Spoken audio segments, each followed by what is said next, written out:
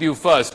The charge that Rahul Gandhi has laid at the doorstep of the Prime Minister is that while he spoke for 130 minutes plus, he came to Manipur only after the 90th minute and he spoke very briefly about Manipur. According to the Congress party, Manipur is burning and Mr. Modi, the Prime Minister, is doing nothing to douse that fire. Zaka, a very warm good evening to you and all my fellow panelists.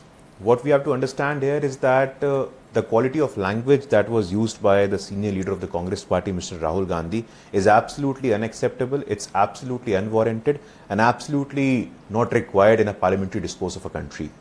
We are a mature democracy, we are the world's largest democracy, we are being watched across the world. The idea of Bharat Mata is the national personification of India.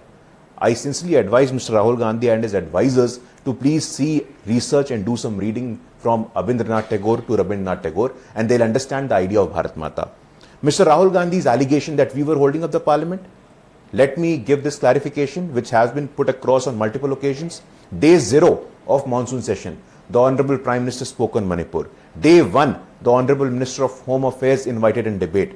Day 2, the Honorable Minister for Parliamentary Affairs invited for a debate. Day 3, leader of the BJP in the Rajya Sabha, Piyush Goyal, asked for a debate. We were never running away from a debate. It was the opposition, it was the Congress party who never wanted an honest and actual conversation on Manipur because they are aware of the issue that the Manipur problem is a legacy issue of a decade-rule Congress government in Manipur and across India. We have to understand the second allegation which Mr. Rahul Gandhi put across, the idea of India. What is the idea of India, sir? Your idea of India is family first. Your idea of India is dynasty first. Your idea of India, there was no space for a tribal woman to reach the highest constitutional office in the country. Your idea of India is sirf main, mera parivar aur koi aur nahi. So let me ask Dr. Ajay Kumar of the Congress party. Dr. Ajay Kumar, you know, one thing that the Prime Minister stressed and the BJP is today stressing as well, that you can't look at today's problem in Manipur between the Meiteis and the Kukis in isolation.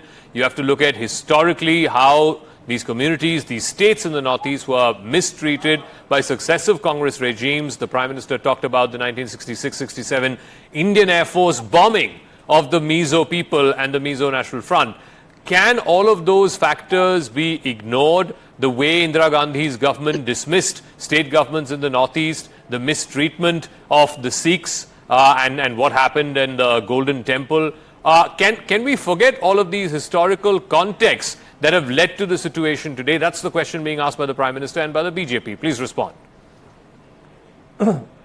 So my BJP colleague, you know, the ability to tell untruths so brazenly is remarkable. Prime Minister spoke on Manipur first day for 37 seconds outside the parliament. The BJP wanted to have a discussion or short discussion on Manipur. That was the dispute. Not Mr. Piyush Goyal speaking and all. Please get your facts. I've been a parliamentarian. The fact is you didn't want a discussion, short discussion on Manipur. And then when the Prime Minister spoke and bored everybody to sleep, his own people to sleep for 2 hours, 17 minutes, he spoke for 3 minutes on Manipur. Look at this lack of sense of shame.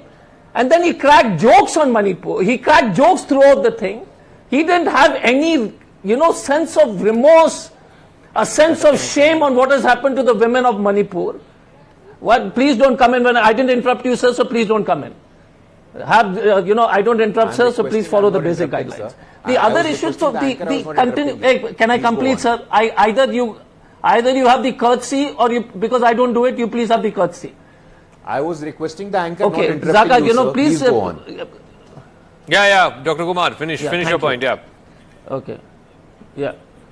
So the issue is the continuous lies. Mizoram 1966 was the bravest decision because the Chinese and the Pakistanis were playing with fire to retain the integrity. 1986, Rajiv Gandhi signed the historical accord. So the question is, if please read, that you know they are so short of education in any way.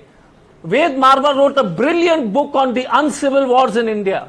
Brilliant book on Northeast. But nobody will read, and that this poor, typical, the BJP RSS combines lies after lies after lies. Kalavati was a lie, it was proved again, they will not apologize. The Indian Institute of Mass Communication I set up, Mr. Modi set up, was set up in 2011. the kind of lies and they say it so, so coolly. I mean, it's quite, so my fact is. No, but Dr. Kumar, come to the issue that I asked you. There is a historical context to what is happening in Manipur today, right? Can you afford to ignore that historical context? It's not like the problem between the Kukis and the Metis just began 3 months ago. There is a historical context to it. No. Are you conveniently ignoring that and just focusing on the here and now, and therefore, and you're well within your right to do that, pillorying the government for its handling of what happened in Manipur? No. The first question, the question is, this is like a smoke screen. I will commit riots, but it is historical. The Jewish final solution of Hitler was a previous hatred of European hatred towards Jews, so it landed up in the final solution of 6 million Jews being killed. What kind of nonsense are we peddling on TV channels today? There is not a single Kuki in the valley and there is not a single Meitei in the hills. And there are 6,000 arms robbed and 6 lakh bullets missing. And there are 200 people dead and 7,000 houses burnt. And the Prime Minister has not visited. That is the issue. And the question is whether every government faces challenge. What about this whataboutery? Now Nehru, why don't they blame Nehru and before that Mahatma Gandhi Guru Prakash also? Paswan, quick response and then I need to go to the other guests. You're indulging in whataboutery. What has history got to do with what is happening in Manipur today? The situation is on your plate. You have to deal with it. By blaming the Congress party, you're not dealing with the present day situation. Guru Prakash Paswan. Zaka, absolutely not. And I'm sure as a senior journalist, you are aware of the policies and the deployment that has been done in Manipur. The problem is the politicization of violence. The exact problem is the selectivity in your approach. In 2011-2012, 123 days of blockade in Manipur. Will you blame Pakistan and China for that blockade as well? Please go and get a sense of history first. This is a sense of arrogance. The Congress spokesperson commenting on an education of other people. Sir, I don't want any certificate from you. I am a PhD in law. And please think twice before commenting on anyone's education. This is your sheer arrogance. And this is what the Prime Minister said. This is your ghamand. This is your ahankar, which we will see in 2024, which we have seen in 2014. Bishji Dev of the TMC, I want to broaden the discussion beyond Manipur. Once again. Bishji Dev, I want to ask you, Dr. Kumar, please yield. I need to go to Bishji Dev. Let him stop first. Bishji Dev, the issue is that when you bring a no confidence motion, it's not just on one issue. Yes, the context to it, the immediate proximate reason was Manipur, but whether it is opposition leaders' speeches or the Prime Minister's speech yesterday, it laid out basically what his government has done over the last 9 years and what is it that, as he called, the Ghamandiya Gathbandhan is offering.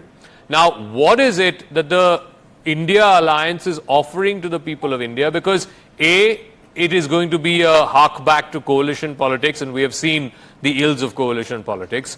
And B, more importantly, what the Prime Minister yesterday said, what is bringing you all together? You're coming together not because of love for each other. The CPM and the Trinamool can't see eye to eye in Bengal, but in nationally in Bengaluru for the India alliance, that's kosher. Similarly, the CPM and the Congress cannot see eye to eye in Kerala, but next week in Mumbai when you meet for the India alliance, that's kosher. Now, how can that be a justifiable arrangement? Because the people are seeing this. You can't fight in one state or fight in two states and then be bum chums nationally. Well, we will justify it in 2024. Don't worry about that. But coming to the core issue of Manipur, I would like to say that yesterday, the Prime Minister's speech, when we heard, we can see that he wanted to divert the entire issue. His speech was his own publicity. He was publicizing himself and projecting himself for another 5 years. That was what he was exactly doing. He had little care. He had absolutely no care for the people of Manipur who are crying. He had no heart for the people of Manipur who are crying. He had no sympathy towards the people of Manipur. And unfortunately, this is not expected from the Prime Minister. I would just like to ask you that after the Supreme Court has held that there was no law and order situation in Manipur, absolutely failure of the law and order situation in Manipur, why this Biren Singh government had not been sacked? why the central team had not been sent there. Why 356 has not been imposed. They talk about 356, they talk about 355, they talk about central team in West Bengal. Where is 356? In Manipur. No, where the Mr. Dev, you're a well-qualified lawyer. You should be the last person who is an advocate of President's rule in a federal structure. And you are well aware, sir, after the Uttarakhand judgment, by the Supreme Court, there has been no instance of President's rule being imposed to dislodge a government. So let's leave that aside. No. Your question is valid. Your question is valid Please, as to why the Chief Minister has not been please, sacked. please, I think the Home Minister gave an answer in his speech a couple of days back where he said, hear me out, 10 seconds. Hear me out, 10 seconds. The Home Minister said, we have changed the Chief Secretary, we have changed the DGP. We only need to change the Chief Minister if the Chief Minister is not cooperating. In this case, he believes that the Chief Minister is cooperating. Is that not good enough? It is one of the issues. But I would like to ask you that what the government of India has done to stop this violence. Why the violence has not been stopped? What is the reason behind it?